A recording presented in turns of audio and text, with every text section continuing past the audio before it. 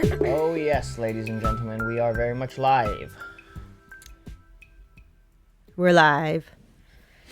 Greetings, greetings. You are listening to the soothing tones of the sound of silence. Of me slurping tea. You like it? Ah, yes. Warm and soothing indeed. You look so bright. It's true. You're radiant, you're shining. Must be my aura. Mm-hmm. Close enough. So, what is this happening? That's right, we're live. Oh, We always start so slow. Just kind of like we're waking up. Well, because it is like a second wake up. We start these like in the middle of the night. It's true. Pretty much, and then we go even later into the night. It's true. And it's an honor to screw up our schedules for you guys who are here with us. We're not really screwing up our schedule so much, though, because we stay up so late anyways. I guess. Okay. Well, hey guys. I'm Masa. This is June. I'm June. I like how you just like started projecting your voice all of a sudden. Huh?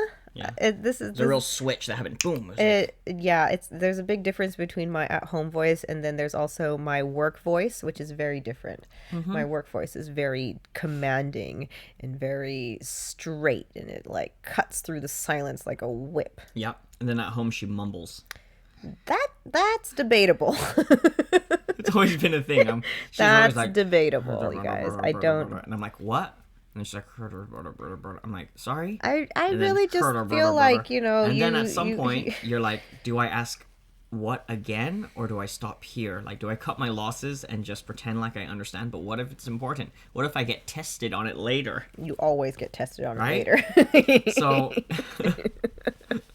you ask again, but then it's your fault. She's like, oh. And then you're like, it's my fault. Yeah, for not like deep listening, you know, deep listening. Go deep into listening. Anyways, hey guys, how was your Christmas? I hope it was super good. Ours was lovely. We went to go see a good old friend. Mm-hmm. We went to Aaron's place, and they just had a few very choice friends over, and it was actually very strange and lovely. It was strange. Only strange because there was like wrestling. There was rolling and what.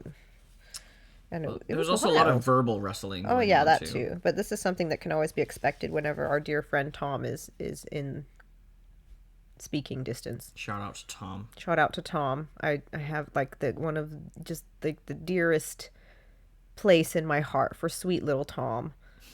Except for he's not actually little. Physically, he is very big. He's very fat. No, he's not fat at all. He's fat with muscle. but in my heart, he's a snuggly, cute little kitty cat. I actually love Tom. Like, I have a special place in my heart for Tom, too. Anyways, this week, the theme is my turn to choose. Mm-hmm. And I thought that maybe we could talk a little bit about foster parents. Because both of us have been raised by parents who are not our biological parents, or at least one was and the other was not. And so I wanted to talk about what that... I'm looking it up right now. He's looking up the definition. Mm-hmm. Because before I start speaking on it, I'd like to know what it means. Foster parent, as defined by Collins Dictionary. Are these reputable... Dictionary? I don't know, because when I looked up foster parent, I looked up Merriam-Webster. Okay, well, here's one. Foster parents are people who officially take a child into their family for a period of time without becoming the child's legal parents. the child is referred to as their foster child. See, that's what I was talking about. Like That's the really interesting because, like, I mean, for a period of time, like, I feel like even for my biological child, I'm only taking him into my house for a period of time. Okay. And at some point, he's gonna. All right, shall we look at one more definition? Yes, yes, this is the one that I saw. The Merriam Where Merriam-Webster Webster defines says foster. definition of foster parent: a person who cares for a child who is not his or her biological child. That's a lot of a It's very broader much more stroke. broad. That's almost like So these are the definitions in which we will be talking about foster parent. Merriam-Webster. If you have a problem with it, you guys take it up with them. or if you have a suggestion for a better word to describe foster parents than foster parents, then I'd love to hear it. Yeah. You know. I'm here. I'm just cleaning my glasses because I see fingerprints all over them. Well, like, so for me, in my family's dynamics, my parents were in I guess you would call it a throuple these days, for a long time. And then my biological mom and dad, they split up, and I was raised for, I think, the majority of my childhood and adolescence, early teenagehood by my dad's. She wasn't officially legally his wife, but she was his life partner for a very long time, and she raised me. And that was a super interesting, I guess, experience. But I can only say interesting now. You sure you want this to cover my face? I put on lipstick for this. There. Thank you. Yeah. I think, like, now looking back as an adult, I understand the position that she was in a little bit better, and how difficult it must have been for her to raise so many children that were not her own, on top of, her own brood of 7 kids. So, yeah. And also we've had a couple of conversations about what it was like for her at the time. But I think when I was a kid, especially when I was in my adolescent, most rebellious ages, I had a really hard time being raised by her. And not for a lack of love. I think it was just me and her. So was that like a big point of contention for you as a teenager? Like, you're not my real mom. I think sometimes I would use that to hurt her. So you would actually say that to her? No, maybe I might have said it once or twice, but it was never something that I would come back to try and, I don't know. Yeah, it was yeah. Oh, what? Oh, yeah. Huh. So when you say that it was something that you, for a certain time in your life as a teenager, what did you say? It was a point of contention or something, or it was hard for you to? No, it was just difficult because so for me personally, and this isn't something that I was able to really consciously put my finger on, like what this feeling was, but I always knew that, because I was raised alongside her own kids, that we were treated differently. Yeah. And I know that she was always trying to be really fair about how she interacted with us. Right. But there was just a clear and Difference. subtle difference, you know? And I always knew it, and I never really I don't think I ever really held it against her, but I just kind of accepted it as a reality. And I think I tried to just bury out a lot of my hurt about not having my own mom in my life. Were you aware of this at the time? Like, how cognizant were you of these feelings? I was very cognizant of the fact that we were treated differently. Okay. Like, that was very clear to me. Yeah. Yeah. And it wasn't even in, like, it wasn't like really obvious, she would care for us as far as like our basic physical needs equally. Sure. But when it came to just, I think, more subtle, just emotional support, I feel like maybe it was also just my personality. I think I really just rubbed her the wrong way in a lot of different ways because I was very rebellious and I wouldn't just take orders without an actual logical explanation. And so, in so many ways, I think I made life pretty difficult for her. If I could have just been more subservient and more just subordinate to Right. the law, the word, life might have been easier for both of us. But I don't think I was able to do that. And I know my older brother definitely had a really hard time with that too.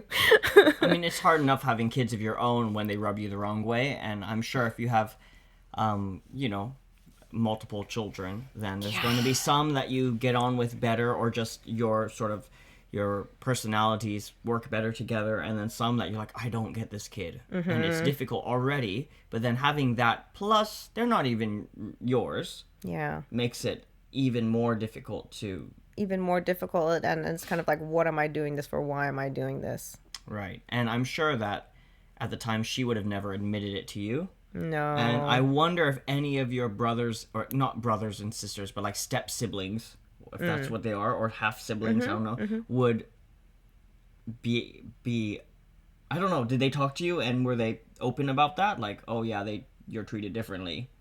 Or was it just like, we're not going to acknowledge that this thing is happening? I don't know if it was at the forefront of any of their minds because the strange thing about being the chosen one or the special child, or not even the special child, just the one that gets the privileged child, or what would we call it in the society? Yeah, sure, privileged. You don't know that you're privileged because that's just the way it is Right. in Yeah. most cases. At least, I'm not sure. Maybe. Have you... I need to ask a privileged Yeah, you child need to ask someone who knows what that feels like. who actually knows what that feels like. I think it was more something that I felt viscerally, and I didn't really ever talk about it too much. Maybe I talked about it with my brother a little bit, and we're like, yeah, it is different, isn't it? But I talked with one of my older sisters, well, half older sisters, one of her daughters, and she was like, "What? That's ridiculous. Of course she loves you exactly the same. What See, are you that's talking that's about?" what I was asking. Is like, Yeah. what? How much were your half siblings aware of this dynamic? So you're saying that probably not really, right? I don't think they were that aware. Or if they could have been, it's pretty hard to step out of that denial because you don't want to know that. In a way, you don't want to know that. Right, You if you're want the to. other sibling. I'm not going to assume that you want to feel equal, but And as the foster child, I guess. I don't know if that's even the right word for this situation. Whatever, what let's use it because I don't know what the better one is. But as being in that position, it's not necessarily something you want to talk about with your siblings either. You don't really want to say, no, "Hey, yeah. you're treated better than me," because why would you want to be as much, I don't know, as close or as close and connected to as them as possible, Yeah, for sure.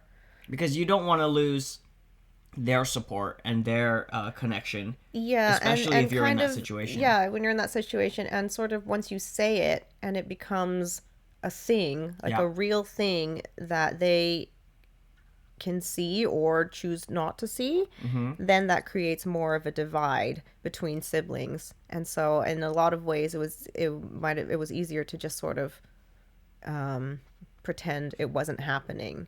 So when did this start for you? Like, how old were you when this? Well, the throuple was happening before I was even born. Oh, okay. So So you're sort I of was born into born this, into it, yeah. and then it would be like you would spend some time with your step mom. I guess you would Yeah, call we'll it call sort her of, my right? my stepmom. Stepmom or Sure. second mom, whatever you want to call it. Yeah. And then sometimes back with your Sometimes back with my Real real mom. mom, my biological mom, and then back and forth, back and forth. And what was the difference there? Did you feel more at peace with your real mom? Like, oh, I'm where I belong, or this is my real... No. No? No, because I didn't even really know her at that point. Yeah. You know, my mom and dad had been divorced, and she'd left, and she'd taken my younger brothers and sisters with her, and she was in she was living at this place called the Lim, which was a secret location because that's where actually I'm not even really sure what was going on there. That's when they were editing or they were translating Yeah. all of the literature and things that we were going to be reading, and so their location always had to be high security. I wasn't allowed to know their phone number, where she lived, the address, and so whenever I would go to visit her, it was because I think it's because they had like a shopping trip nearby, and so they would come in a truck, and I would just jump in the truck, and I wouldn't be told where or why. But all I knew, it was like about 8 hour drive from where I lived in Chiba with my dad. That's so wild. It is. Yeah, the Lim was this top secret place where they did all the translation of the cult literature, right? So they had I it still baffles me why we thought we were so like why we needed to be so secretive about everything. Maybe there really were people after us or something. I don't know. But there was so much fear around this sort of like we need to keep things burn all addresses, like I think, I mean, it maybe, of course, I wasn't around before, so I can't say for sure, but wasn't it because there were a lot of court cases going on in Peru? I remember in yeah, like okay. Yeah, yeah, South yeah. America, there Yeah. were all of these court cases where people were trying to get their kids back or their grandkids back or something. And so there was always this literature like, oh, we need to pray for so and so because they're in court right now and being persecuted. And so I remember that was one thing. Yeah. Okay. I totally forgot where I was going with this. Okay. So, I Oh, you asked me that, right? If there was a difference between being with my mom, did I yeah, feel? yeah. Okay. So yeah, when you go to your mom, you didn't feel like, oh, I'm back home with my mom. It was like whole nother stranger that I have to get to know and sort of adapt to. Yeah, sort of in a way. Like whole nother stranger, a whole completely different environment, being in the mountains, being in the middle of nowhere. And then, I had to get reacquainted with all of my siblings who had grown since the last time I'd seen them. Um, yeah, so that, yeah, I would find my way, or I'd find a way back in, but then the moment that I would find my little niche or my groove, it'd be like, okay, time to go back to your dad's place. And then, I'd go back, and then who knows who would be living there, Right. or what would be going on, because my dad is kind of crazy. Right. Well, I have my own experience with that. I guess I don't think it's foster. I don't think I had a foster mom or foster dad, but I'm how I don't even know how to put it. Let's see. A wet nurse? I'm an illegitimate child, like as far as society is concerned, right? Because we grew up in a cult, the Family of God, and they believed in free love and sharing is what they called it, which was basically like, spread the love. Everyone can have sex with everyone. It's all cool. It's all great. We share all things, right? Acts 2:44. Yeah. Right? All that believed were together and had all things in common and sold their possessions and good and parted them to all men as everyone had need. And that included sex, okay? So that was a philosophy. And so in my family, there were more children born from different dads than there were from the dad that raised us. Um, and I knew that I was from a different dad by the time I was 3 or 4, I think. Maybe I was a bit older, 4 or 5. I'm not quite sure. I just remember being in a van, and we were all driving, and then Cherish, my younger sister, she goes, why is my hair brown and Masa's hair is black? And then my eldest sister's like, that's because you are from dad, but Masa's from a different Oh my dad. god, I can totally see that happening. I can see her saying. And my dad and mom are driving, like sitting in the front, like, I don't know. What, Like, were they not? Was it not something to be discussed? I don't know. I don't understand I don't understand the like progression of their feelings towards this thing. Because Right.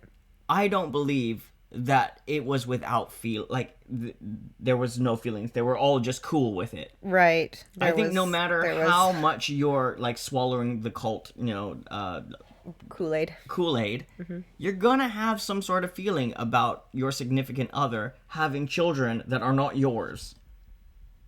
And just like popping them out and, here's another one that's not yours. I don't know. I do know.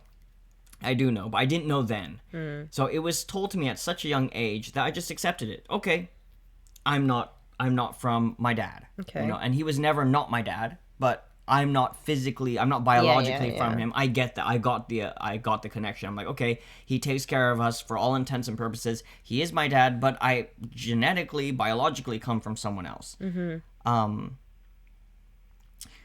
And so I never really had drama with it. Like, it was okay with me, but there was a difference. There was a difference, and it was never discussed, and never, between my siblings and I, it was never discussed, and it was never discussed Really? between my parents and myself. Like, there was never anything like, any acknowledgement of, I don't think my dad ever even acknowledged it to me. Like, we, as kids, all talked about it. Right, yeah. Because how can you not talk about it? It's so in your face every day. And the weird thing is, we knew who my biological father was. We Right. saw him, Right. multiple times. I don't know if we might have even lived with him at some point, but we were around and we knew who he was, right? And so, we talk about the similarities that we'd see between me and my biological father and different things. And it was a very open thing within the siblings talking about it. And I think even my mom would talk about it too sometimes with us, but my dad never would. So there was something there, right? And no wonder. I mean, I as a guy Understandably myself, so, yeah. I would feel something if like, oh, you're pregnant, yay, and then when the baby comes out, it's like, obviously not mine. But we don't have that kind of agreement as well. Like, we're not under that sort of like agreement of Yeah. like, hey, free love, for Yeah, of course, whatever of course. whatever Yes. happens, Yeah. it's all good. So obviously, I'd feel more strongly about it because it'd be a surprise, a complete surprise. But Wait, can I just make one sidebar? Yes. Do you guys know what Masa's name was originally gonna be? what? What? They were gonna name They were me gonna name him Arthur. Arthur Knight Rider. Rider. Arthur Knight, and Knight like Knight. Yes, like a knight of the round table. Lord God. Arthur, the king, and a knight, and a rider. That's right. That was gonna be me. That's- And then I came out this little crying Asian baby. By the way, my dad is not Asian. He's white, and so it's like, I don't know if Arthur is Questionable. the right name for this Japanese-looking kid. Oh my god, I would have loved it. Oh my god. Huh? What? I don't know. Okay. But yeah, sorry to I just sometimes when I feel blue, I think of that And it makes you happy. and it gives me joy. Yeah, anyhow, but I remember this kind of feeling that I had very often when I saw my sisters interacting with my dad, and they would like climb on his lap and sit on his lap. And by my sisters, I mean the three of them that were from my dad. And they'd go and they sit on his lap, and I knew without any sort of like feeling necessarily bad about it, but I knew, that's not something I could do. Like, that place doesn't exist for me. I can't climb on my dad's lap and sit on his lap and like get a cuddle from him. That doesn't it's not going to work that way. Like, that's reserved for them. Right. They have that relationship with him. I don't. And I don't think I even felt negative about it because it was so normalized. Interesting. I think, of course, there were negative. There were things that affected me in a real way. I think, as far as how I self-talk and how I treat myself and how I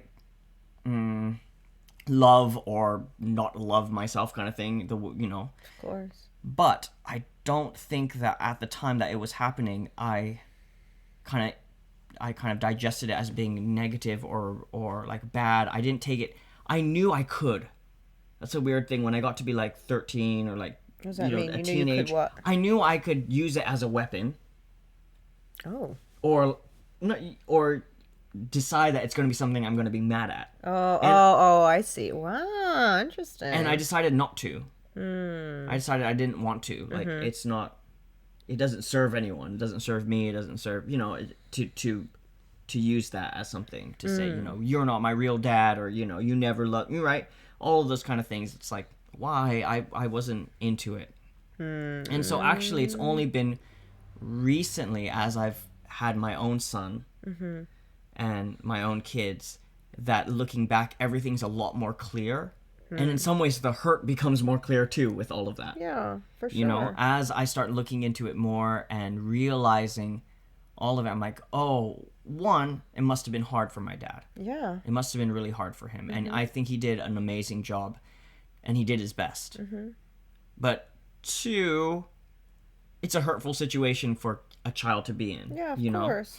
And the two are not mutually exclusive. No, they're not mutually exclusive. But so the more that I grow and see Junior grow, I feel more of that in every stage. Yeah. Because I see myself in Junior. I see where I was when I was his age and what I was going through. And it's just kind of shocking to realize what, I don't know, like, I would never want the things that I went through to happen to Junior. And it's just kind of crazy to realize that my parents, in their world, it was normal. It was just the way things were. And for me, it was just normal. It was the way things were, But how can you know that for sure? Maybe they were all every day like, something's not quite right. So, yes, right? So, as a child, I thought they thought it was normal, and that's the way things were. Right. Oh, I see. But as I grow up, and now that I have kids and I've talked to my parents a little bit more, I realize that there's a lot to unpack there. Yeah, there's a lot of layers there. And it's funny because like a few years ago, I was like in tears on the phone with my mom, because I was having a really, really rough time, maybe like 3 years back. And there was no one else I could really talk to. So I called her and I was like, what's wrong with me? What happened to me when I was a kid? Yeah. Why do I go through things the way I go through them? And why do I feel this way? Like, what happened that you're not telling me? And I wasn't blaming her, but I was like, talk to me, tell me about it, because there's something here. Like, I feel like there's something here. Like, there's something that happened to me when I was really little, and I don't even know how to let go of it because I don't know what it is. It's pre-verbal. Yeah. Happened before you had words to explain it, so it's very visceral. And she was like, no, you were loved, and Dad loved you, and he mentioned once when you were first born that of course he was disappointed that you weren't his son, but then he just accepted it, and he it was nothing like that happened. Like, there was no favoritism or anything. And I was like, okay, I accepted that for what it was. But then talking more about it, there was at some point an admittance that yes, it wasn't the same. I tried to love you the same as my other kids, my real kids. So this is now you having a conversation with your dad. My dad, okay, yeah. Right. But how could it ever be the same? Yeah. You're not my real, you're not my biological child. Yeah. And that was like, one, I felt really glad to finally hear it in black and white. I'm like, thank you for not making me feel crazy. Like, I felt like, everyone is saying these words, but it doesn't add up emotionally. Yeah. And so I was actually happy to hear that. I'm like, great, good. Now it makes more sense. Like, things are kind of lining up together to make more sense. And I'd rather you be truthful about that and tell me that, hey, it's a struggle. I mean, I would have rather that when I was a kid.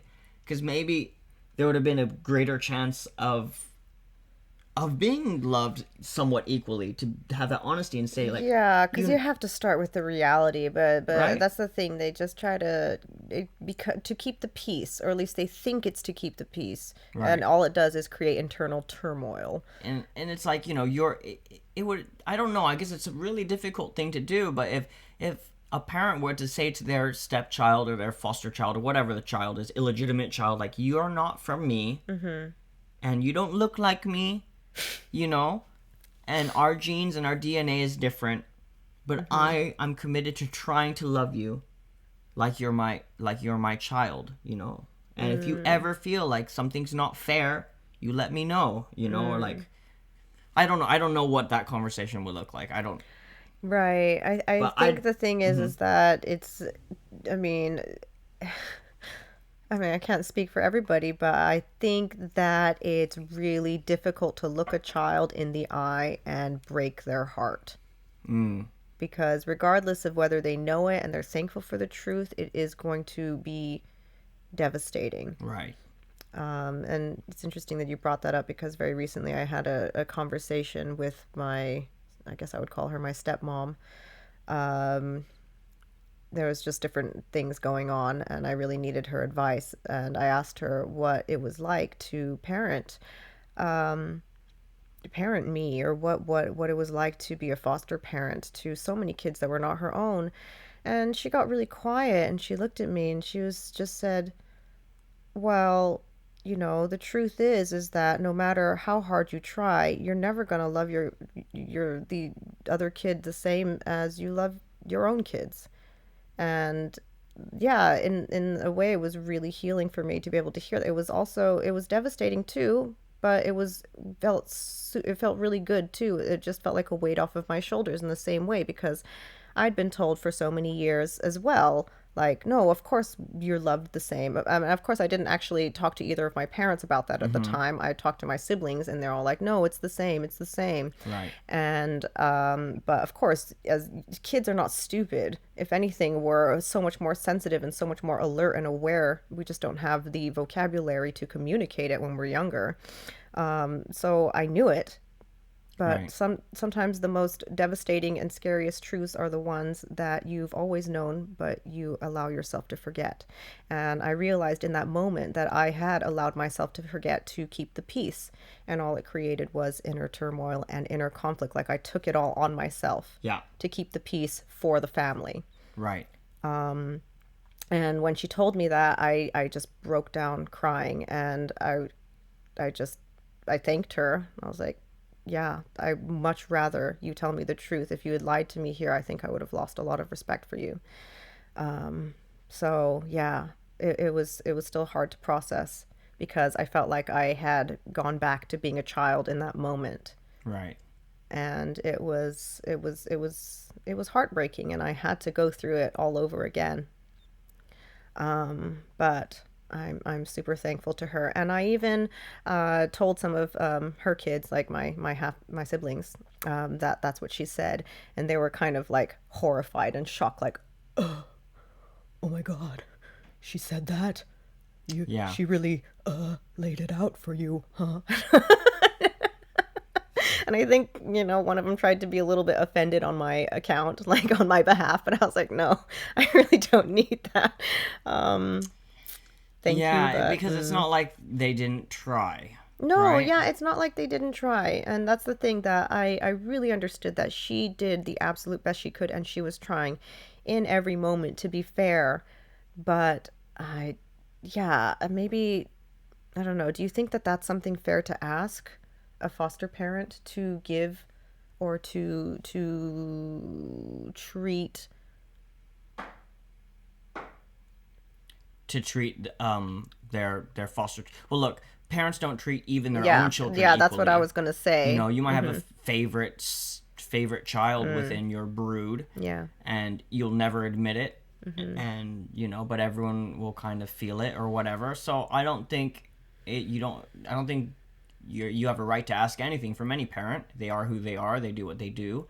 I guess the only thing is, like, what would you ask of yourself? I suppose, what would you do in that position?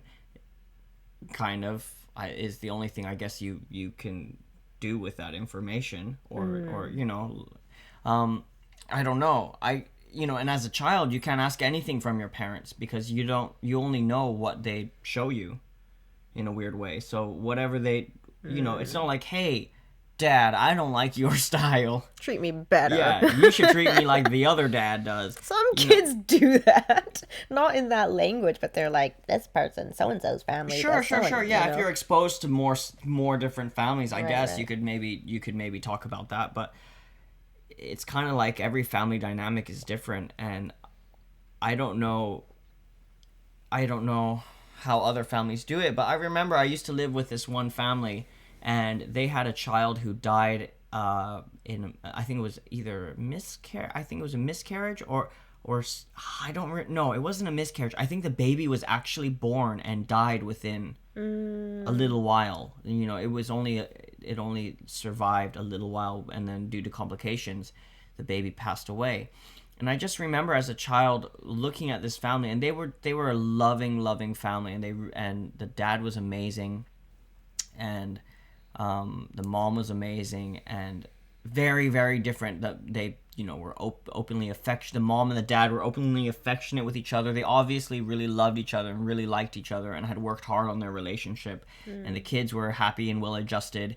And one thing that really impressed me is they always talked about that child that passed away as if it was a part of their family. Right. You know, they never tried to hide from the pain of what had happened. Wow. You know, like it was very much a part of the conversation within their family. They're so emotionally evolved.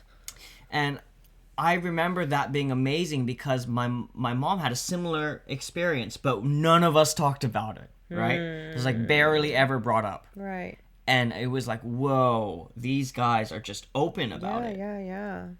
And I felt as a kid, I was just like, this is a better way to do things, like a happier way to go. And like the dad would openly cry about it at times, you know, when he remembered this or that, was watching a movie and felt touched by it, and he'd just openly weep and like, you know, it makes me think of, you know. And he was a very emotional, very open, in touch with his feelings type of guy. But just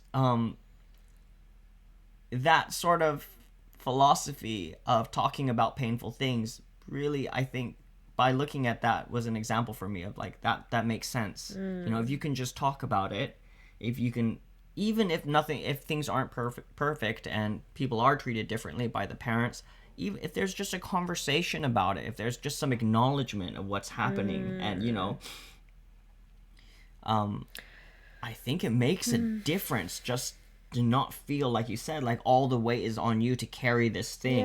Yeah. And you just have to be okay with it, because you don't want to make anybody feel bad, because if you say something, you might hurt dad's feelings, or you might hurt mom's feelings, or you might, you know, you might make your brothers and sisters feel guilty or whatever, right? Yeah. I think that was very much the culture in our family. Like, you know, siblings, we talked about whatever, everything, anything, but like with the parents, there were certain things that you just don't bring up. Right. You know? Yeah. And so I think a lot of it came from my dad. He's like he's a Scorpio, so his still waters or rough waters run very deep. Yeah, we just didn't talk about things. Even now, it's really difficult to talk about things. Like, I've gotten to a place where I'm able to be very open in a lot of situations, but when I try to do that with my dad, it's pretty uncomfortable. It's like his eyes start swimming, like he's starting looking like it's like he's searching for the life raft. Like, how do I jump ship? Yeah, know, I think the same with my dad too. Is like, I know that these topics makes him extremely uncomfortable, and in some ways that's why you and I are here right now talking about it in this open forum, you know, in this like public way, is because I think there's something in both of us that's just like, fucking turn on the fucking lights and let's just talk about the way things actually are. Yeah. Instead of playing this fucking game that we have been playing for like years and years with our decades. parents. Like, holding secrets for your parents. Like, come on, the sins of the goddamn father should not be, what was it again? I mean, they are something by the son. Like, screw that. Take care of your own shit. Don't give that to us. And that's the thing, right? Is like, there's... I mean, this is like so like the whole situation with my family, with the whole thruple thing. My dad, he was I don't so he was really proud about it in the family, like, oh, I have all of these children, these wives. But then when came to us, like visiting my grandmother, his mom, he was so ashamed about it that he wouldn't admit that he had another partner and that he had 7 other kids that were his. So my grandmother had 7 grandchildren that she was never told by her own son were her family. Right. And so when I was a kid, before we go visit my grandmother, when we were in the car driving there, we would be given this pep talk by my dad, like, okay, so we're going to grandma's place. I know so and this person are your brothers and sisters, but when we go there, we don't talk about them. Yeah. And that for me was really difficult because I really love my grandmother and I have a special connection with her. And she knew, I think she knew, of course she knew, Jesus Christ, women's intuition cannot be tampered with. But she knew that something was up. And so she would take me aside when we were visiting and she'd be like, hey June, how are things going? You know that person? Because she'd seen, my stepmom before from years ago. She's like, how is that person doing? And what about her kids? Are they doing okay? So she would like check in and be worried so or something. And I sweet. think she was just waiting for my dad to grow a pair and talk to her about it. Yeah. Because that's like now my grandma, she has Alzheimer's and she's barely here, and now it's like too late to Yeah. tell her, like, he missed his chance to have an honest relationship with his own mother. And just seeing that made me realize that that's something that I never want to have Yeah, that's also very damaging for all of the kids for involved. all of the kids. Like, Yeah. my goodness, Could you imagine trying to get Junior to lie for us? Like, how could we? At this point, it might not be imagine possible. of control you would need to like The control and don't- fear you and, need to yeah, instill in him. in order to get a child to lie for you. Jeez. Like, that's Oh, I never thought about that. like, we couldn't get him to lie for us because we haven't raised him that way, right? We haven't raised him with that sort of control or that like fear inside of his heart that if he messes up, he's right. Yeah. Like, if we decided, oh, we have a secret that we can't have him letting the world know, the amount that we'd have to change and the amount of like And control that we would have to put in place is so scary to think about. that is pretty terrifying. I never thought about that. But we did it every single day. Like, we had all these kind of lies, of like, oh, why do you speak such good English? You have your prepared lie.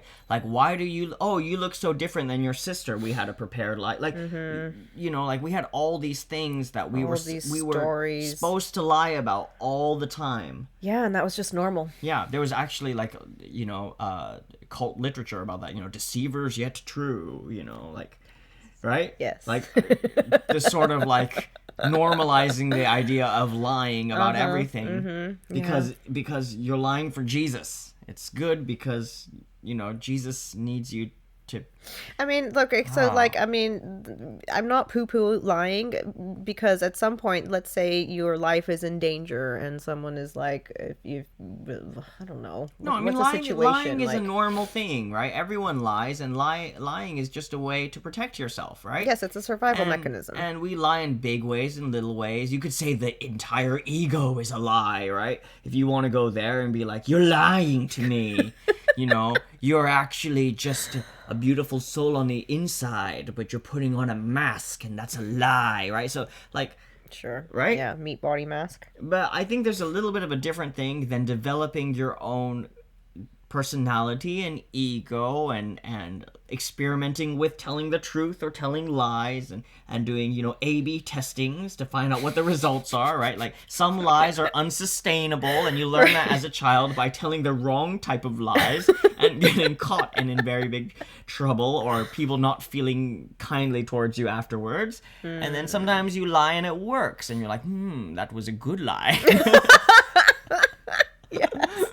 There's nothing wrong with that process that all humans go through of experimenting with lying and to make a blanket statement and say all lies are bad is probably not a very wise thing to say, but it's a very different thing than being fed than lying for your parents or been given a script. Right. Like, this is the role you play.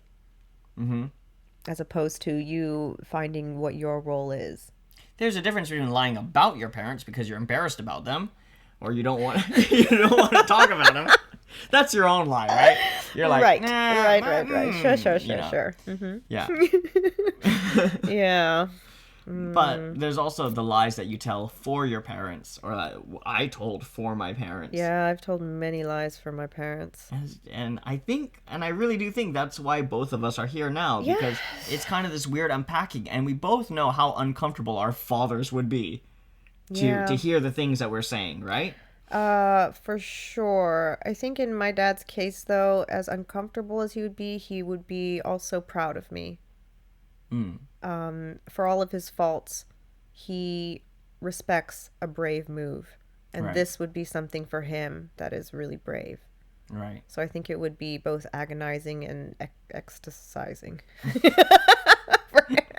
It would be very cathartic. I think for my dad, the only time he accepts that, this is a real thing and that, he has to make peace with it is when one of his kids exposes him and puts him in this place where they've spoken about this thing that he's been running from. And then he's like, oh, shit, now I have to deal with it, So it's like, yeah, it's all real. It's all things that have happened, and I've thought about it a lot because I've before been on the side of like, okay, I need to protect my parents' feelings. Yeah, same. For sure. They're lovely people. They're kind people. They tried their best. I have no ill feeling towards them, or I try not to for the most part.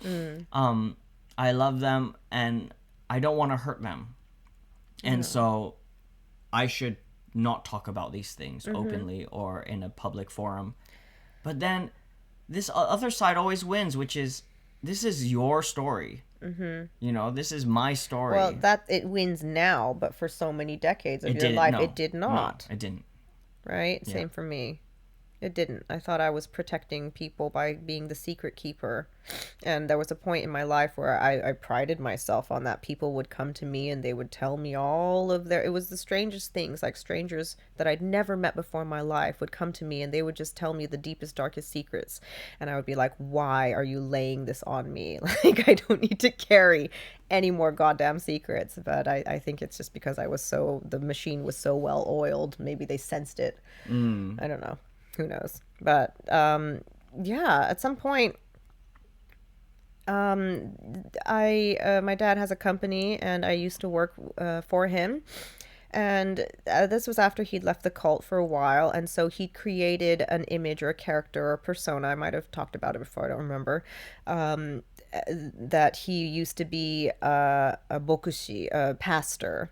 And that's why he knows English. That's why he knows all of this stuff about religion and Christianity and so on and so forth. And the story was so, I guess he had swallowed his own bullshit to an extent that he could live it well enough. And so when I came into the scene, it was like the script was already written, the movie was already filming, and it was just like, get in place. Yeah. Follow this narrative. And that was really difficult for me because, like, I would come into a room and all of these people, they come up to me, oh, your dad told me so much about you. And I'd be like, oh, shit, which story did you hear? So which part do I have to play now? Who am I going to be? And because he has so many stories, the web of lies just gets thicker and thicker and more complex. Sometimes he wouldn't remember what he said, and so I'd be like, oh yeah, I'm the fifth child, and then they'd be like, oh wait, hold on a second, what? I heard this, and I'd be like, okay, and then I'd have to do like mental gymnastics to try and weave together a new part of the story to somehow make it coherent or consistent, and that just got so exhausting. It's so stressful to always be on eggshells, never knowing who knows what and what bubble you're gonna burst by just being yourself. And I think that was something that was really difficult for me. I struggled with it for years, and you know about it. I used to complain to Yeah. you all the time. It was, Yeah, we used to have so many conversations about this because it was like this thing of how much do you have to honor your parents' secrets? You know, your parents, and that's a good question, really, because I'm sure there's a lot of us who carry dark secrets from our parents. And how much as a child are you are you obligated obligated, or or how much obligation are you putting on yourself to hold your parents' secrets for them? And the damage is real, though, right? Like the consequences or the risk is really real. The things that could blow up because of exposing something. I don't know. I could imagine a lot of cases where, say, like, your parents deal drugs, or or they're mixed up in some really dangerous situation, right, yeah. or they're abusive, right? That's a huge one, I guess, would be like The they're family secret is that you get beaten. yeah, Yeah. or somebody in the house gets beaten or Right. abused, or that there's alcoholic, or whatever, right? Whatever the situation is, that's the type of people. I mean, those are the situations where you're holding a secret, and for how long, and well, why? You know? Well, I think in a lot of cases, you hold the secret because there's no safe place to let it out. Yeah. Especially if it's something that comes down to say if your parents are putting you in danger, or they're beating you, you could tell somebody, or you could tell, you don't know who to trust, you could tell an adult, but in a lot of cases I think the adult would be like, well, let me check into this, and they'll go talk to the goddamn parent. Right. Well, I think there's also that comes, the sort of secrets, holding secrets for your parents also comes when there's a lot of strings attached, when you're working for them, or you're Oh, in yeah, their yeah, yeah. Right, house, right, right. or Your they're livelihood depends they're on them. they're paying for your car, or for your education, or Or these just your food and food, clothes when you're a or 2, 5, sure, 3, sure, of 9 course, year right? old. So it's only now that in our 30s where we feel free enough, and on our own enough, and disconnected enough from all of their shit, that Just we're a good okay to enough talk about it. distance. Yeah. And for a long time, we depended on the support of our parents, and that's the truth. Like, no matter how fucked up things have been in some ways, in other ways, my dad especially and my mom have always loved and supported me. And I can't just pretend like that's No, not of real course either. not. They were very much a huge support, and how do you say, like, they owe and They've always, they've always rooted for yeah. me, and they've always done what they could to help me. And so there's that part too, where it's like, if you're it's a weird situation for me to be in now, where it's like, I am so aware that my dad is somebody who loves me, and would do anything to support me. But also, every time he does, it's a string.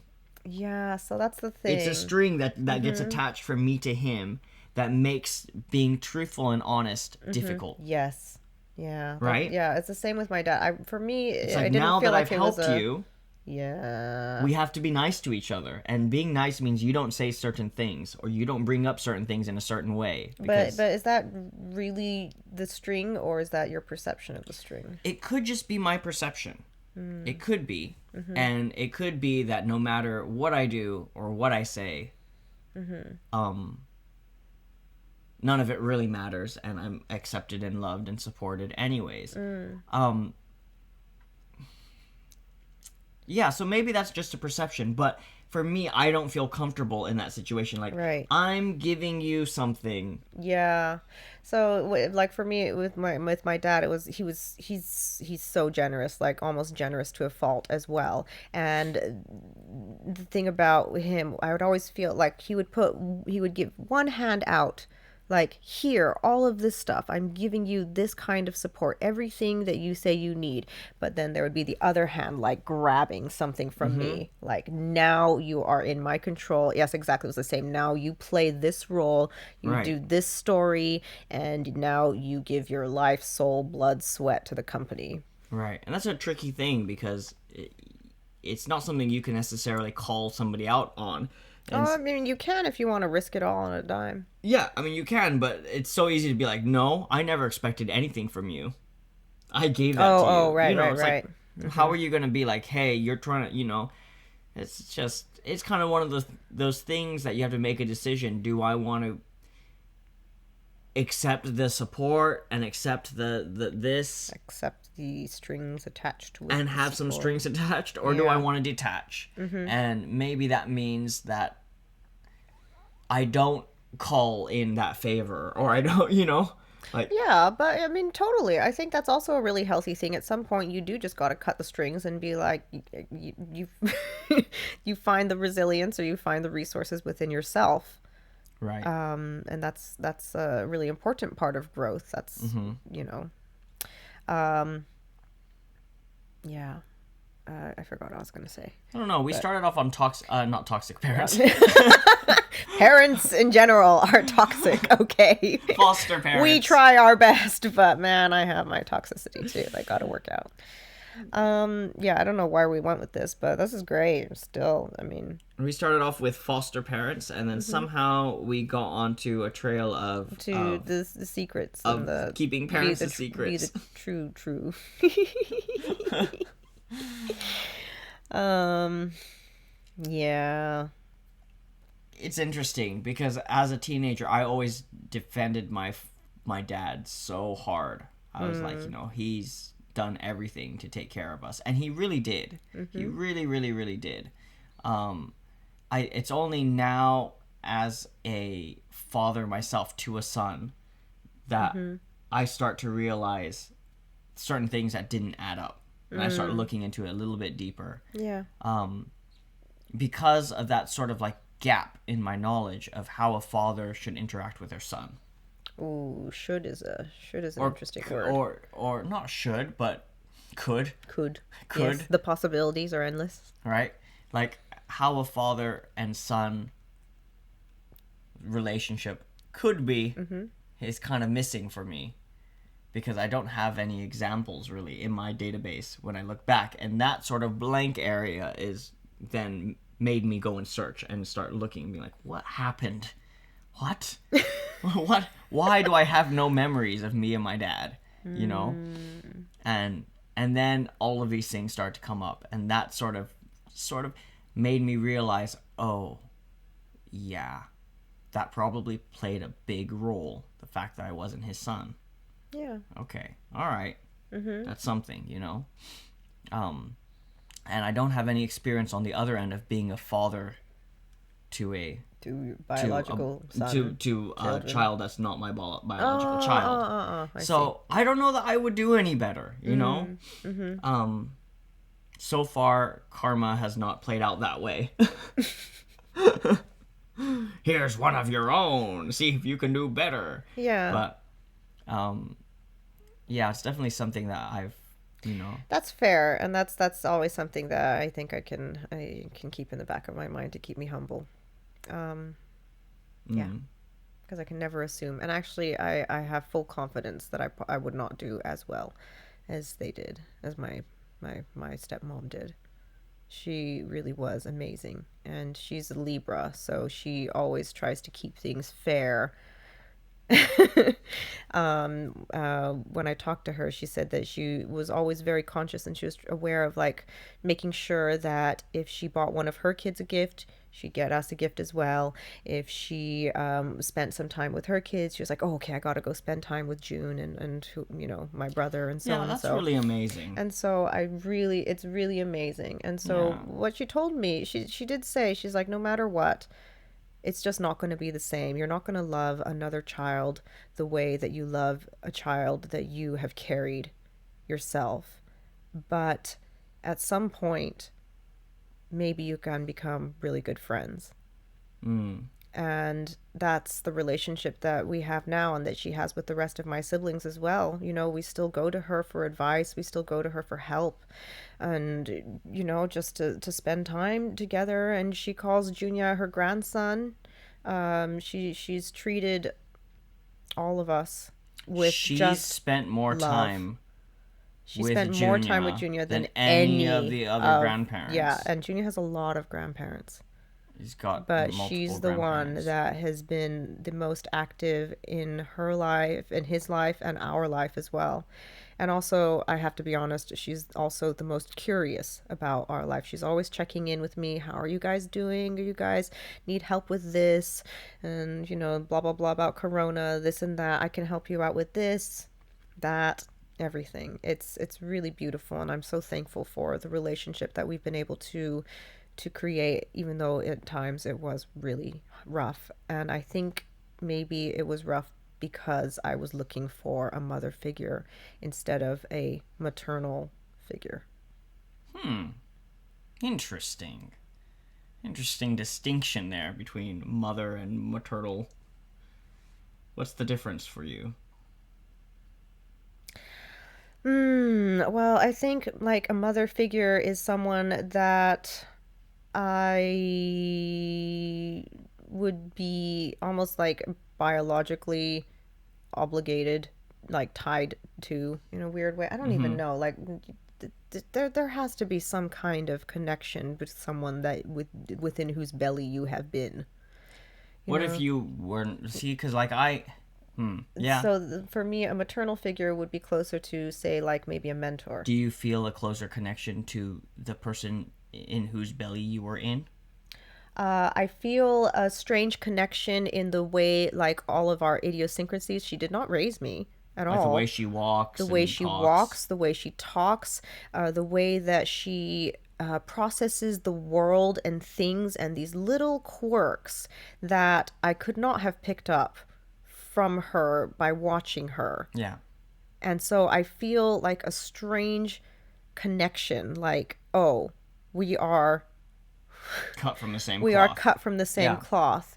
We do things the same way. We think the same, very similar ways. But as far as a connection based on the actual emotional and mental work done, I feel that more with my stepmom for sure. Um, yeah. That's interesting. I guess to balance the whole thing out for me, I guess I've already said it, but you know, my dad was very much he never once denied any of us any support that he could give.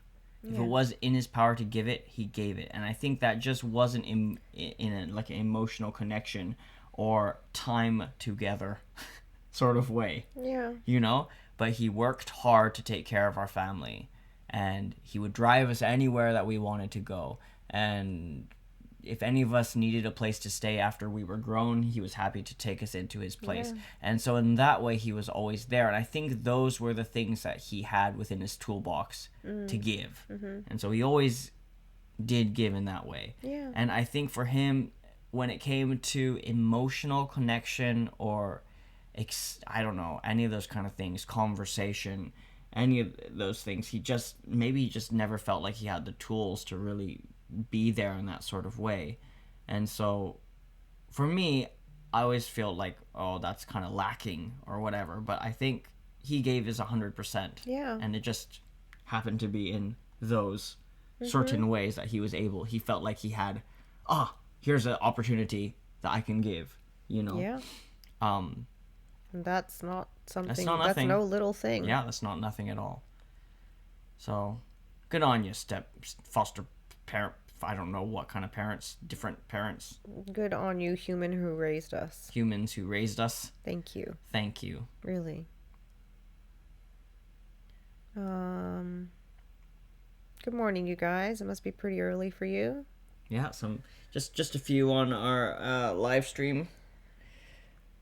Yeah, I really don't think we're alone though. I think there's a lot of people of course. who are raised in a similar set of circumstances who I know, because even within my set of siblings, some of them took it much harder than me and still hold on to the pain of not being raised by a biological father and being treated differently, Yeah. and they took it much harder than I did.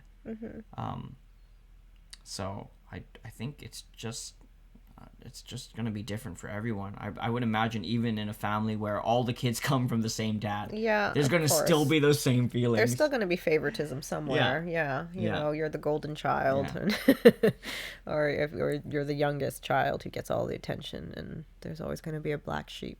Yeah, and I always think of that story of, in the Bible of Joseph and his Coat of many coat colors. of many colors, and how they fucking threw him in a well and sold him to slavers. Oh my God, they Like, must have how hated much him do you so have to much. hate somebody to throw your own brother in a well? In a well, And then just be because like, you're gonna kill him, and then you're like, nah, let's sell him to slavers. yeah, they were gonna kill Jesus. him. They must have hated him so much, and like even doing that, they know they're gonna go back to their dad, the one who loves them so much. And what are they expecting, that he'll be like, well, now that I don't have my favorite son, I choose you? No, they Like, lied what? to him. They took the coat of many colors and they killed a goat Oh, and that's they put the right. blood on That's it, and then they right. went back to the dad and they were like, He's dead. yeah, they That's were right. like, Oh, I totally forgot that. yeah, that's the important part of the story, because that was a good lie, right? It worked. Yeah, it totally It worked. worked. It really worked. Wow. And then he was super sad about it. And they're like, oh, and then he was like, oh, Benjamin, now I love you. And they're like, oh, shit.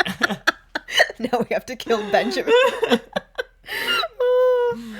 Well, all I have to say to foster parents and people raising kids that are not their own,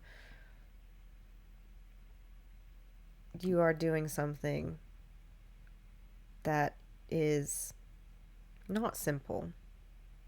I'm sorry, wait, not easy. Not easy. Not easy. Maybe it's simple, but it's not easy. And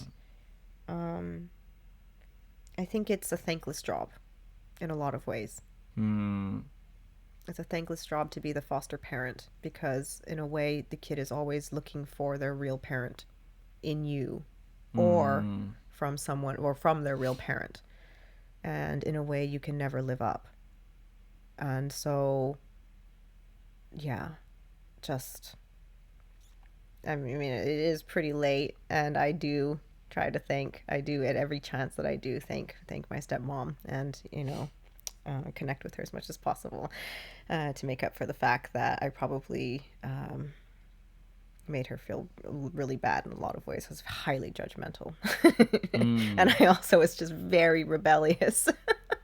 Right. But that's a really cool thing to be able to say to your stepchild or foster child too, is like, I know I'm not going to live up to your expectations. Like that sort of, I don't know, that sort of acknowledgement of reality. I don't know. I keep going back to this in my head, that I think that might be the healthiest thing that you can do in that situation, is just confront reality head on with your child and lay it out there. So it's not like this thing that, for like you and I, we took a lot of years to process it to this point. Right? Yeah. Instead of it sort of being laid out, the thing that they already knew this whole time, that it's difficult and that it's not the same, and it takes a lot of work to try to keep things fair, and we are loved ultimately by our, right? Even though we're not their child, we are loved by them, and these are things that sometimes aren't said, because it's kind of scary to say, hey, I love you even though you're not my kid. Sometimes it's hard for me, and it's hard for me because I know it must be hard for you too, to wonder, Yeah. but I'll always be there for you. I love you. I mean, that's if it's true, I suppose. But I don't know, I keep coming back to, maybe that's the healthiest thing to like jumpstart. Well, The I mean, process yeah, of- I guess just starting from a place of honesty. But I will also come back to the I haven't done this yet, as Yeah. far as I'm aware, but I've never looked a child in their eyes knowing that I'm going to hurt them, and Right. then hurt them. If there is a point like that, like let's say, I'll take Junior for instance. If he's doing something ridiculous or silly, I know that I'm like, oh, I could hurt you, I could break you, but then I just kind of reel back, take a step Right. back, or Right. put it on myself. But And so I feel like a lot of times when I hurt someone, or say if I hurt Junia, it's unintentional, or I'm just being completely unconscious in that moment. But to consciously walk into a conversation with a child and be like, this is gonna hurt and I'm gonna hurt you, but it's for the greater long term good. I've Mm, never done that. right. That's so I just I maybe don't it's know, simple, but but I don't it's think the it's easy. same. It's for me. It's like, in a way, it's like a conversation about, say, like death or something, people dying. You know, it or I don't know, any of these kind of things that are like, yeah, it's a But dying is kind of beyond your control. all of it's beyond our control. Having a conversation, an intentional conversation, is beyond your control. Well, no, dying is not as dying is beyond your control, but talking about it is Oh, isn't. You know, mm. um, and I remember having conversations with Junior where he, at a young age about dying, where he really thought about it, and I could tell like it kind of burst a hole in his, in his. But Yeah, but he's that's still kind of impersonal because it's not like it's your death. no, you're right, and I get it that it's a lot bigger, but I think that if you're talking about it, you would only talk to your child at the level that they're able to understand it. You know, I mean, with Mm. like for example, with me and Seda, my daughter, who I don't live with, I've had those kind of conversations multiple times, and every time it ends with her and I crying, because they're really hard conversations to have, like the conversations about us not living together and why we can't or we don't live together, and the way it makes me feel and the way it makes her feel. It's like there's no, it's hard to find a silver lining in that moment of like, other than it, like, I know it breaks your heart and it's breaking my heart too.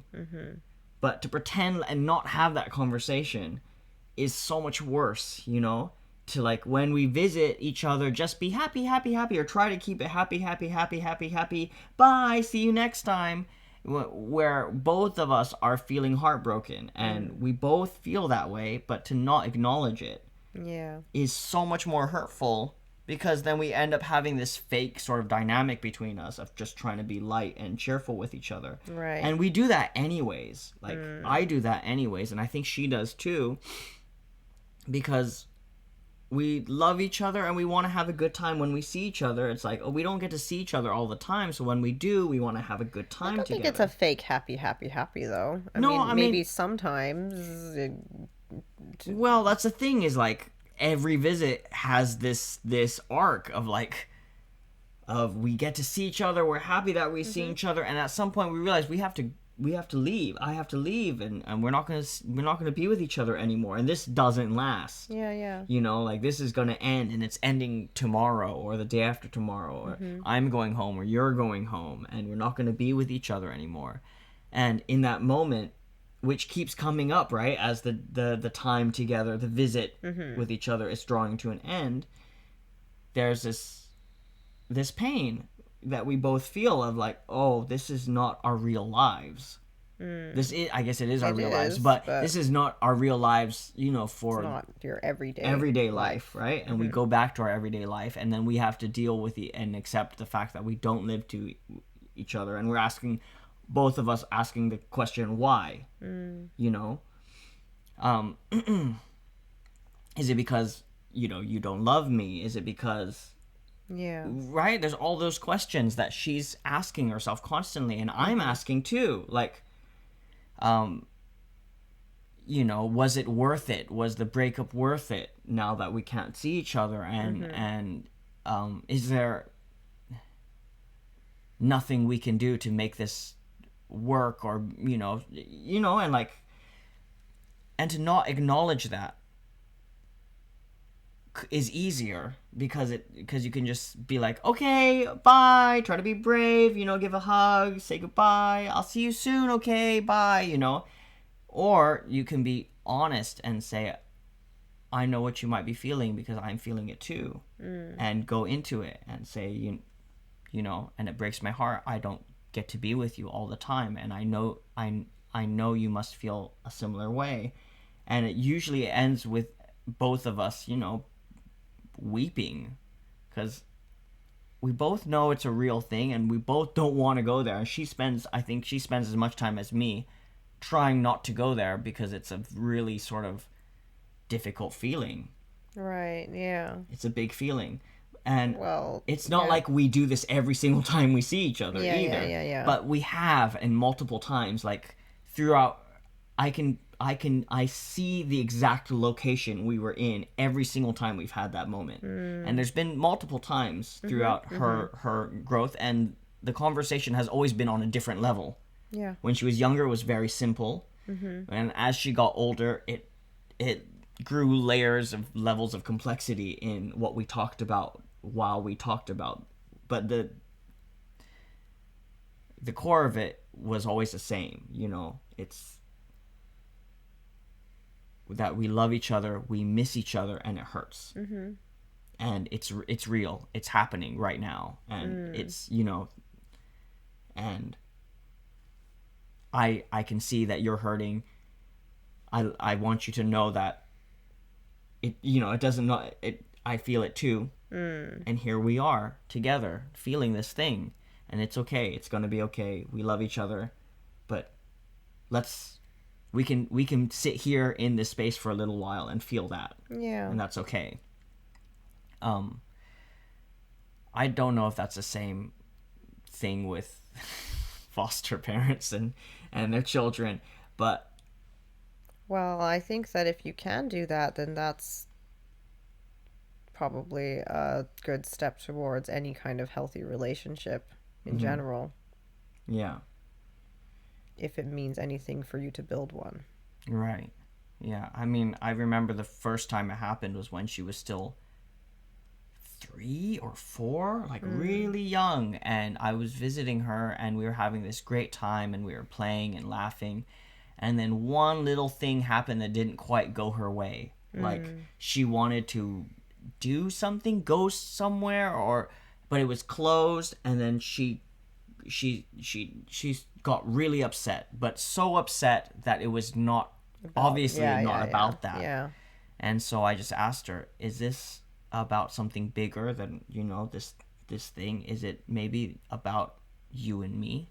And then she just broke down in tears, and and we just held each other and we just cried, and and at that point it wasn't a lot of complex words because she was so little, Yeah. but it was still that same conversation that we had later on when she was 9 or 10. It's just the same thing of like every once in a while, when the moment is right, when there's this kind of a stillness and a quietness and a moment where it's possible, where you reach out and you talk about the really hard thing to say, and it's like, here's the moment where you can actually say the real truth, and it's terrible, it hurts, and it's it's heartbreaking to even say those words or to talk about it, because there's no silver lining of like, but look on the bright side. There's no but look on the bright side in that moment. It's just pure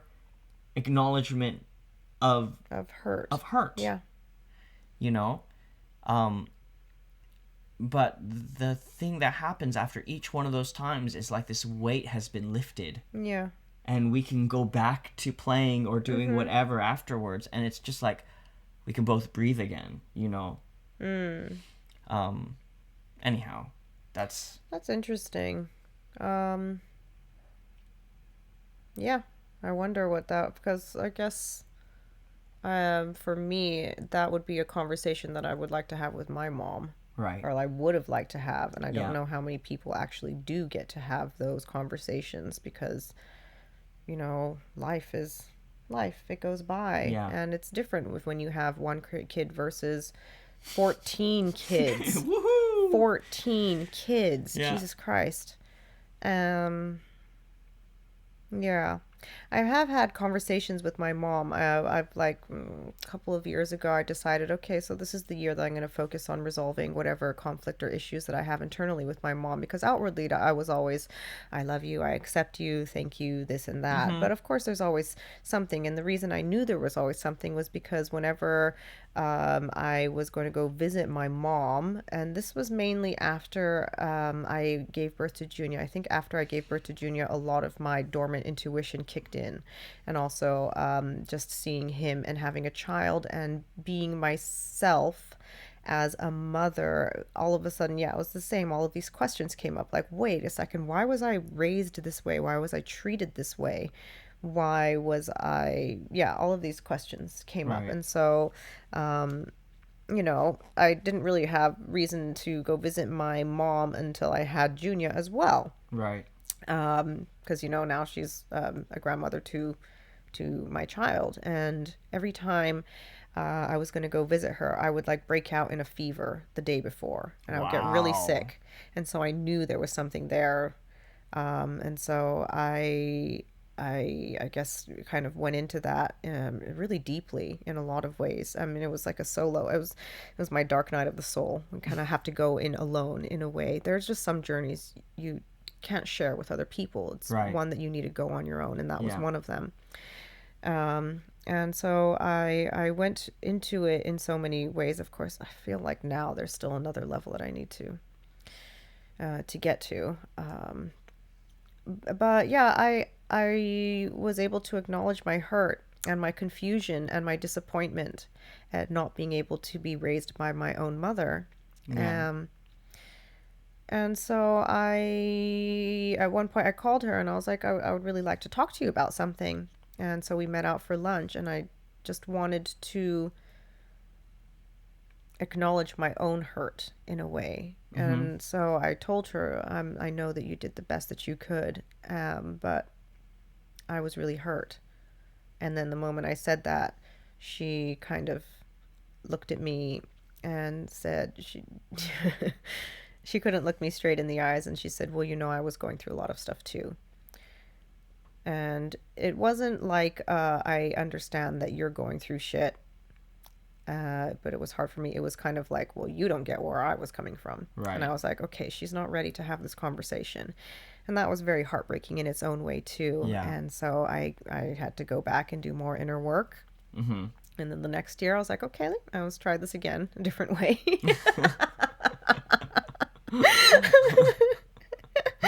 So we met up again, and that time I didn't even necessarily bring up my hurt because I realized that's not her weight to carry either. She has enough on her shoulders. That's my stuff that I need to resolve. So I just told her that I loved her, and if she's going around feeling guilty towards me, then there is no need to be guilty on my behalf because I love you and I forgive you. And I think even that was really hard to To hear. hear. Yeah. Yeah. Yeah. I bet.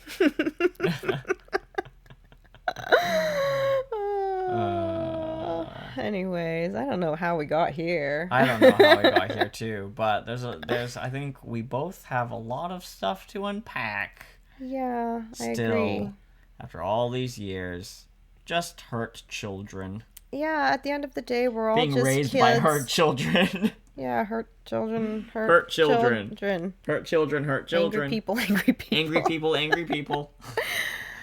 Yeah, I guess like in so many ways the reason why I do whatever work for myself is because I want to let go of this weight and not pass it on to Junior. Right. Of course, I feel like, I mean, there's going to be certain things that just can't be helped, but the ones that I can, I'm going to do what it takes to do it, to end those generational chain of And those generational trauma, the traumas ones and that start some new ones. exactly Right? newer, bigger, better, More fancier modern ones. Modern.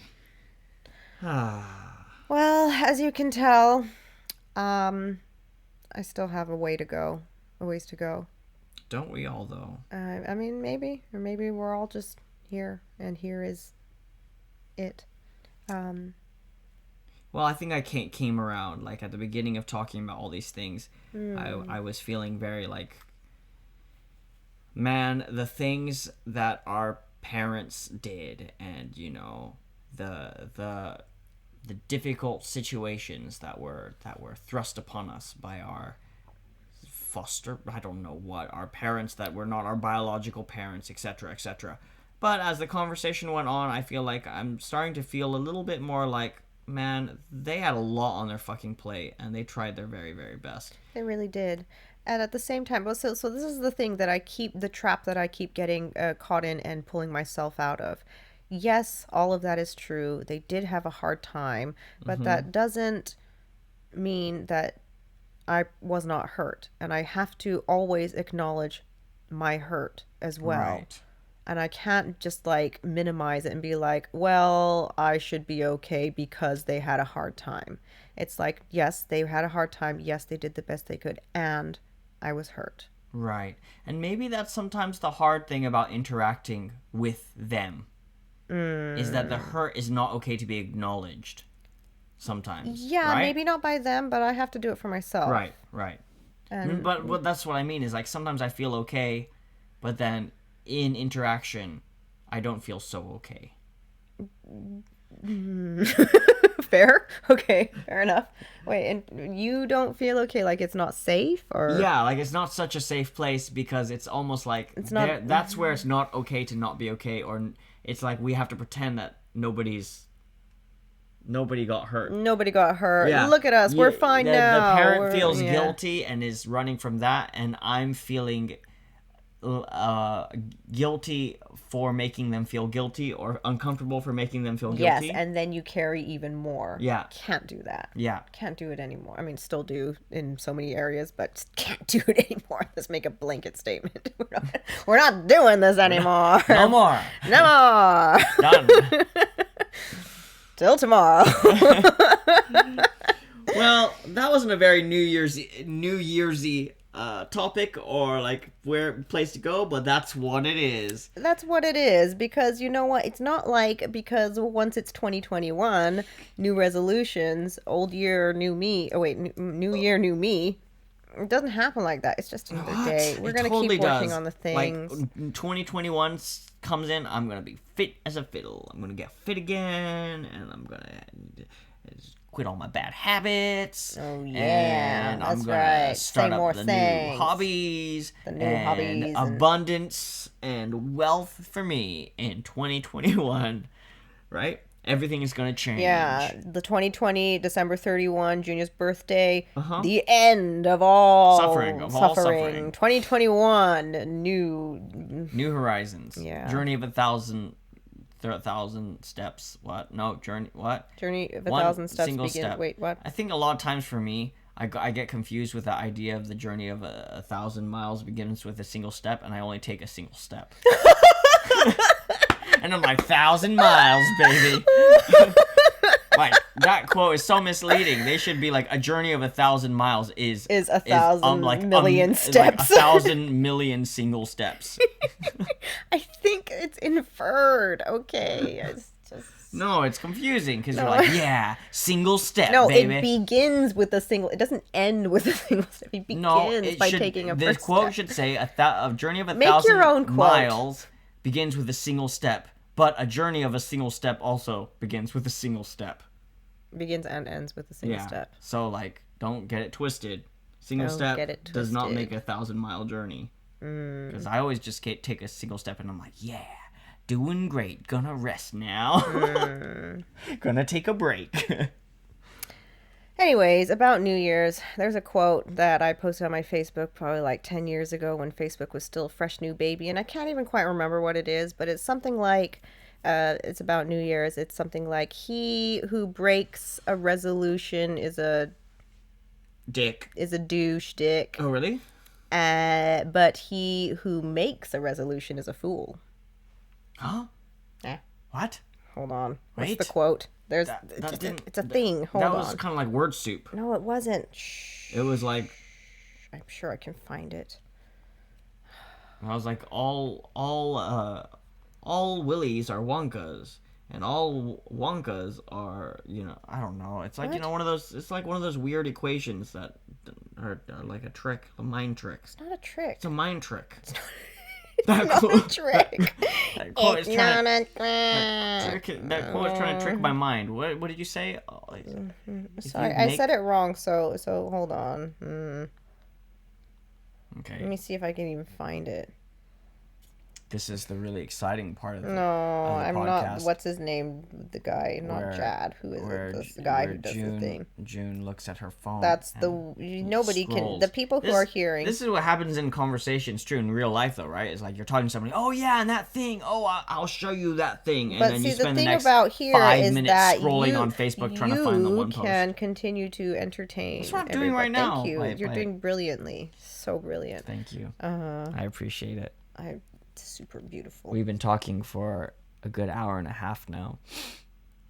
I can't find it. It's 12:30 at night, and after this, 12:30. we have to still wind down and things. We don't have to, but it really helps, especially because right now, Seda is visiting, and it's so beautiful and so sweet. Her and Junior get along really well for the most part. It's also very interesting. It's like watching two only children, who love each other deeply, try to share space, but they're so used to being the only child.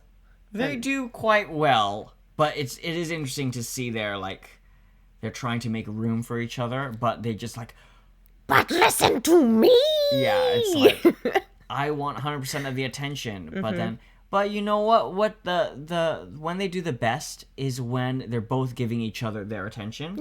And the parents are not around. Yes. Like if I go wash the dishes and they're together, then all of a sudden it works really well. Yeah. Because they're like, oh, I give you 100% of my attention, you give me 100% of your attention. And then it's beautiful and it's so great. Sweet and it But flows. then when we're in the picture, then it's like this kind of weird sort of struggle. Everyone's it's like, trying to give me the attention. Yeah. So like if Seda's talking to me, then Junior will immediately start talking to me too, and vice versa. If Junior's trying to explain something, then Seda will talk over him, and I'm just like, this is a lot. This is a lot of energy to try and transmute.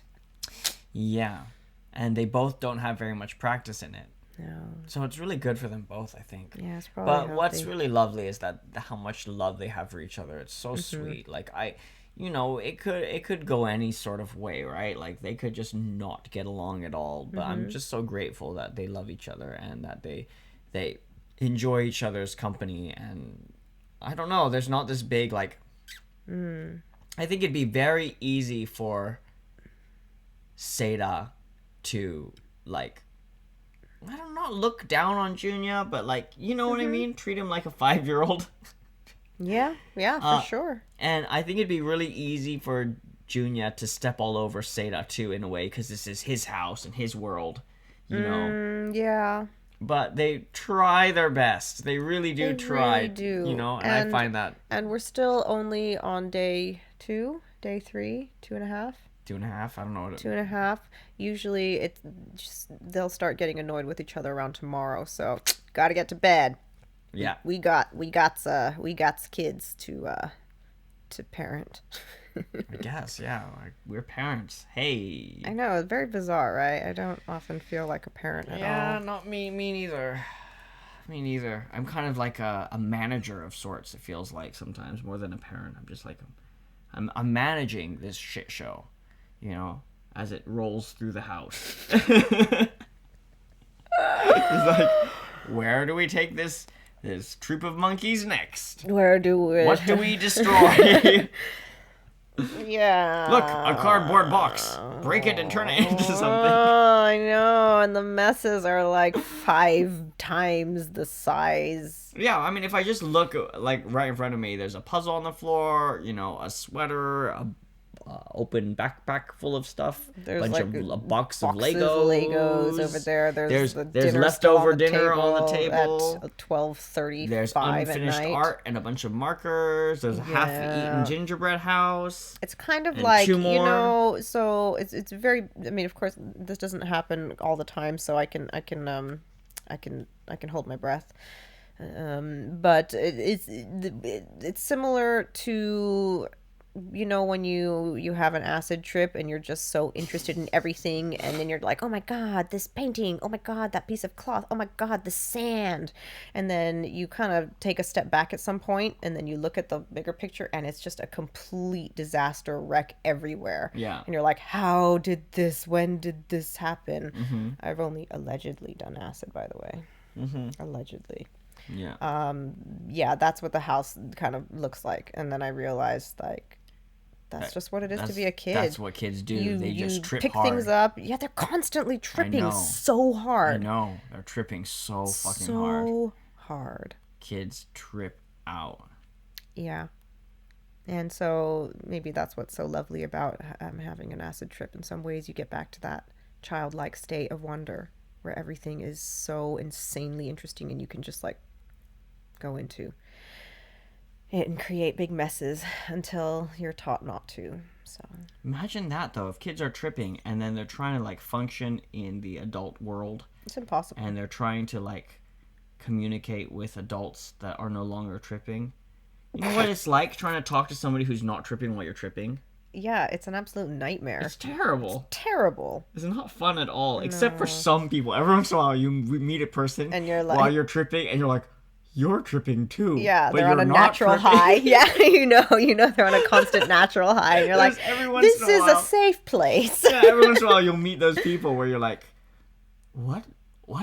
You live here? Yeah. You just live here? Yeah. Like, what's your secret?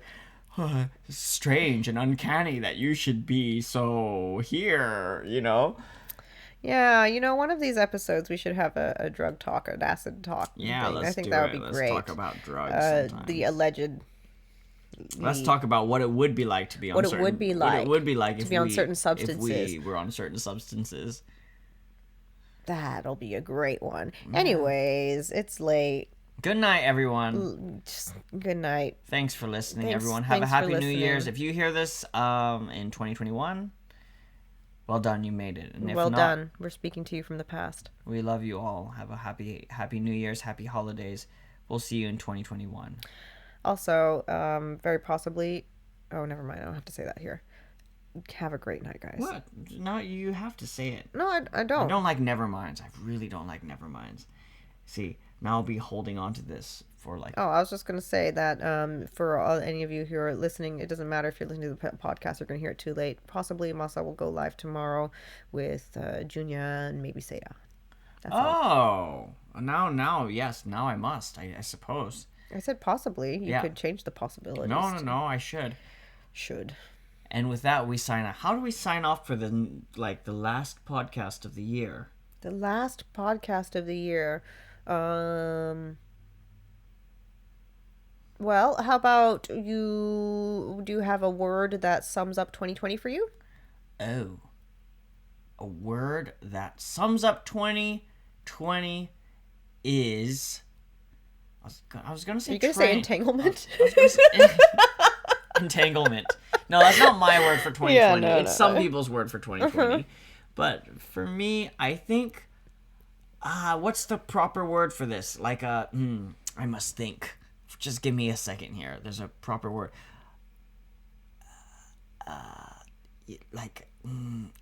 My vocabulary is failing me. What I want to say is like a change, like derailment. But that's a great word. Derailment. No, but see, that's the wrong... Detour. No, just change of plans.